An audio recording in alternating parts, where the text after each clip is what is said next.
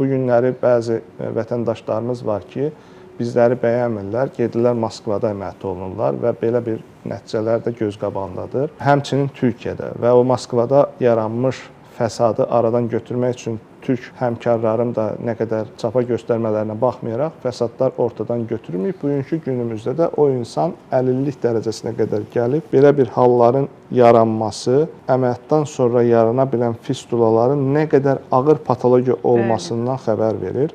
Bu patologiyalar müxtəlif nahiyələr arasında yarana bilər. Xəstəliyin gedişatından asılı olaraq əməliyyatın icra olunma texnikasından, toxmalarla davranışır. Yəni toxma ilə elə davranmalısan ki, sanki o toxmanın nəvazişini çəkirsən. Bəzən xəstə gəlir, bu xəstə ilə ilk an əl görüşməsində hiss etməlidir ki, o sağaldı.